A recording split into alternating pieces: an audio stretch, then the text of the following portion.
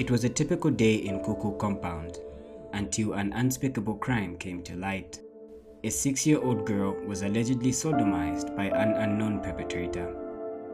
The incident left her family devastated as they demand for justice. The case was reported to Advocacy for Child Justice through a tip-off from our community structures within Kuku Compound. ACJ Legal Aid Department, specialized in handling such matters, visited the family, who led them to the scene where this heinous crime was committed. The innocent victim was targeted and victimized at this incomplete structure within Kuku Compound. Some community members informed ACJ staff that similar incidents had previously taken place in this vicinity.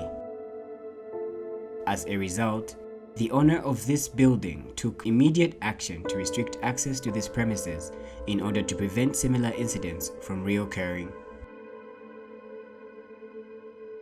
We spoke to the victim's family, who shared their anguish and shock over the incidents. Last month. I had just returned from church when I discovered that my granddaughter had been defiled. 12 to 13. She was discovered by the neighbor who saw her bleeding from the nose.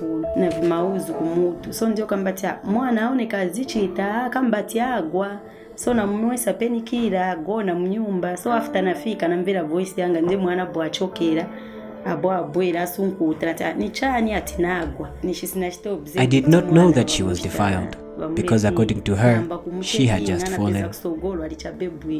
I decided to check her private parts as I was not convinced by her story.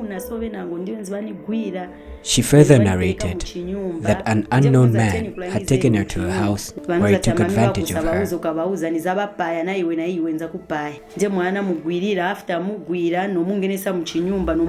He savagely hit her and threatened to kill any member of the family that she would tell about these incidents. Nimvera chepeni mwanzi sinimvera pona bwino nimvera peni nifuna be muntu anoja chabe nifuna be aoneke. This event is tragic and painful. All I want is for this man to be arrested. All I want is for him to be found and convicted.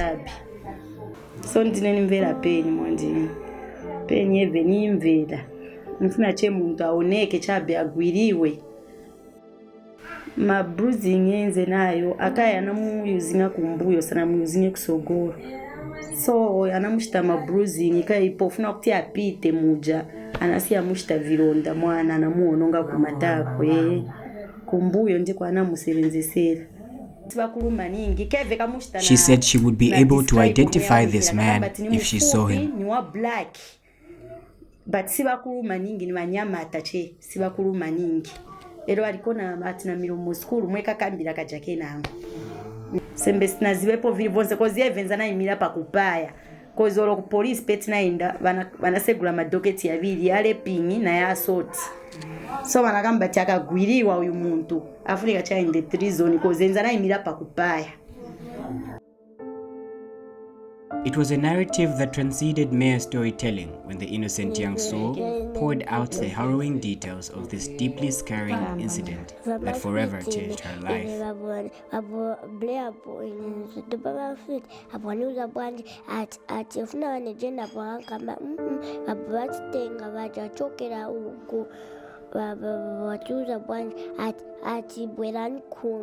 Ndeblewa pamoja tikafunsi kwa bajoni ndevana ntengera mchinyumba nuza nkala ku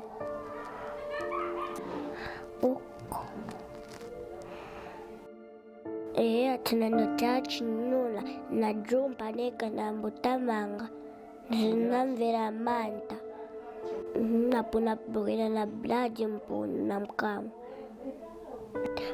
kakamba mami wakunza bapaya sinwazibu nkabasonde.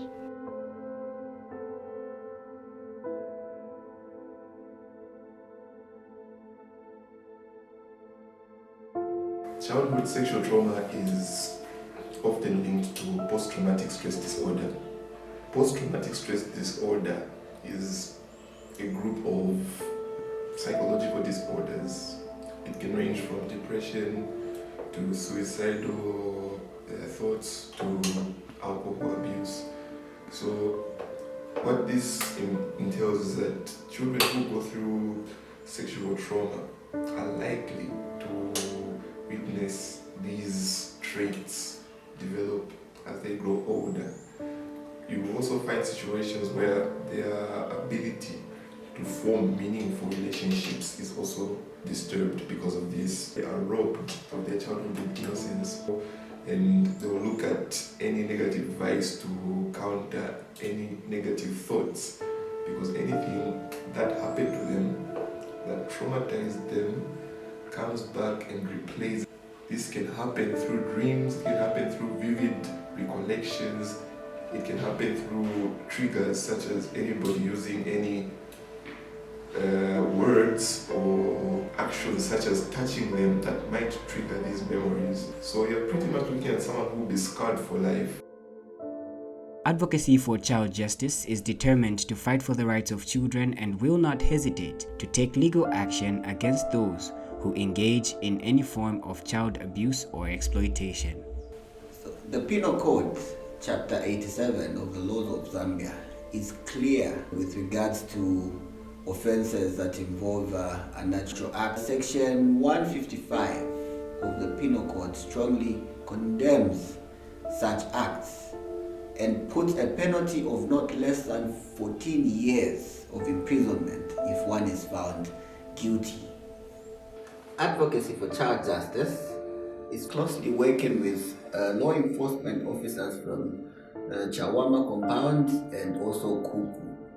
We would also like to urge the community in Kuku Compound to work hand in hand with us in making sure that perpetrators of such acts are brought to book and justice is served for our children. ACJ receive cases of child defilement, child molestation, child sodomy nearly on a daily basis. So as the organization that look at the welfare of a child under the Legal Aid Department, we wish to appeal to the general mass out there, that's to the parents, to the mothers, to the grandfathers, to the grandmothers, to the sister, to the brother out there. Be on the lookout for these perpetrators who molest these young girls. A girl child can also be sodomized. That's when a perpetrator have sexual intercourse with the child, and like this case we have of a 6-year-old girl from Kuku Compound. We wish to appeal to the people out there that let's work together to stop this vice. Let's work together. As ACJ, our doors are always open. We are found in Charleston, where we have a community center. We also have another one on the Copper Belt in Dollar, to be specific. We can offer you free counseling. We can offer you free legal advice.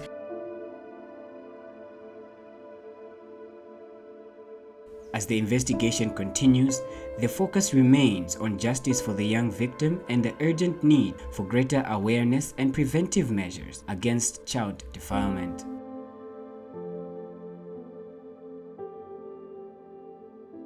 Advocacy for Child Justice will continue to follow up the case closely and provide details as they unfold.